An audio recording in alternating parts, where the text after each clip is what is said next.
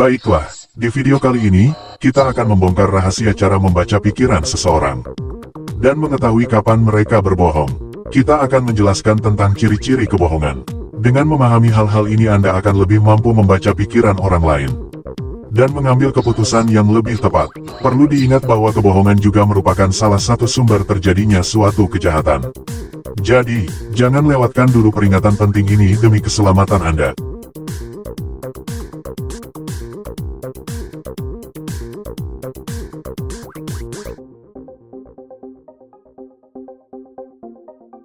Orang yang berbohong mungkin merasa bersalah atau takut ketahuan, sehingga mereka menghindari pandangan mata untuk menyembunyikan perasaan tersebut.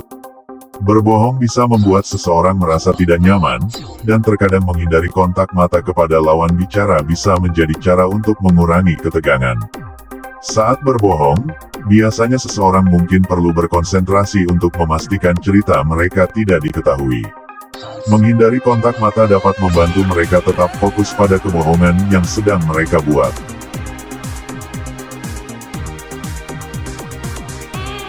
Perhatikan konteks situasi dan apa yang sedang mereka bicarakan.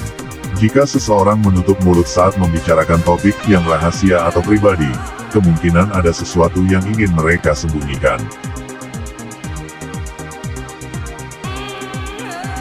Menggaruk hidung sebagai tanda berbohong. Beberapa penelitian menunjukkan bahwa orang yang berbohong cenderung lebih sering menyentuh wajah mereka, termasuk bagian hidung. Hal ini diduga karena berbohong dapat memicu reaksi stres dan tidak nyaman pada tubuh, yang dapat menyebabkan rasa gatal atau tidak nyaman pada hidung untuk mengalihkan perhatian dari kebohongan yang sedang mereka lakukan. Selain itu, menggaruk hidung juga bisa menjadi cara seseorang untuk mengalihkan pembicaraan.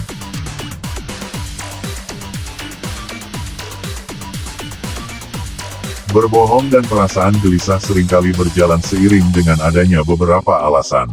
Mengapa berbohong dapat memicu perasaan gelisah? Rasa bersalah saat berbohong adalah melanggar nilai-nilai pribadi tentang kejujuran dan integritas. Pelanggaran ini dapat memicu rasa bersalah dan malu, yang kemudian menjelma menjadi perasaan gelisah. Orang yang berbohong seringkali merasa takut kebohongannya akan terungkap. Ketakutan ini dapat menyebabkan kecemasan dan perasaan yang tidak tenang.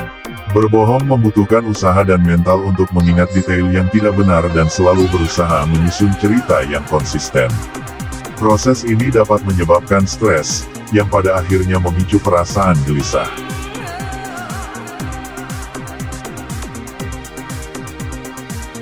Seseorang merasa cemas atau gugup, tubuhnya dapat merespons dengan gerakan-gerakan kecil yang tidak mereka sadari, termasuk salah satunya menggoyangkan kaki. Ini adalah cara tubuh melepaskan energi yang terpendam akibat perasaan panik tingkat tinggi. Cemas atau gugup adalah saat di mana seseorang memiliki kebiasaan menggoyangkan kaki tanpa alasan yang jelas. Ini bisa jadi merupakan kebiasaan yang sudah terbentuk sejak lama dan sulit untuk dihilangkan.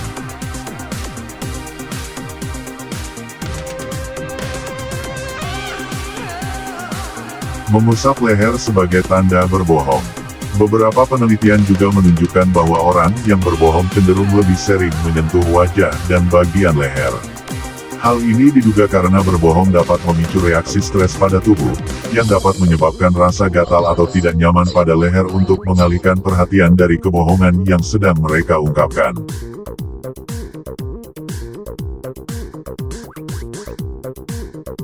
Perhatikan konteks, perhatikan situasi dan apa yang sedang dibicarakan. Jika seseorang menyilangkan tangan saat membicarakan sebuah topik yang sensitif atau rahasia pribadi, mungkin saja ada sesuatu yang ingin mereka sembunyikan. Anda juga harus bisa mengkombinasikan dengan tanda-tanda lainnya.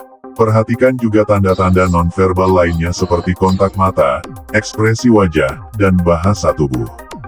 Jika seseorang menunjukkan beberapa tanda kebohongan, mungkin saja mereka sedang tidak jujur. Berbohong hanya karena mereka menyilangkan kedua tangannya. Alangkah baiknya kita berikan kesempatan mereka untuk menjelaskan sesuatu. Dan jangan terburu-buru untuk menghakimi dan jangan langsung menyimpulkan seseorang bahwa dia sedang berbohong.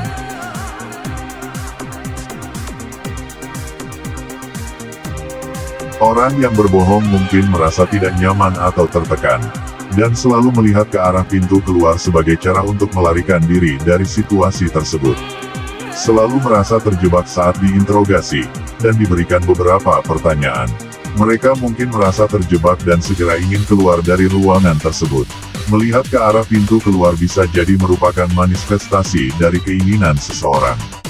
Mereka selalu berpikir bagaimana untuk bisa melarikan diri, dan orang yang berbohong mungkin secara tidak sadar memikirkan tentang konsekuensi atas kebohongan yang mereka ungkapkan, termasuk kemungkinan selalu melihat pintu untuk jalan keluar.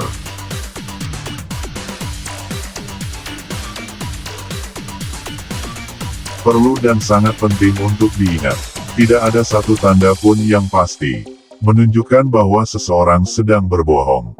Selalu kombinasikan beberapa petunjuk dan beberapa pertimbangan konteks yang sesuai dengan situasi dan kondisi untuk mendapatkan keterangan logis yang lebih jelas.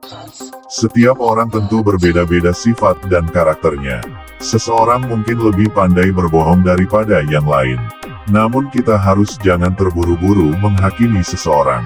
Sebaiknya kita berikan kesempatan kepada seseorang untuk menjelaskan tentang diri mereka sebelum mengambil kesimpulan.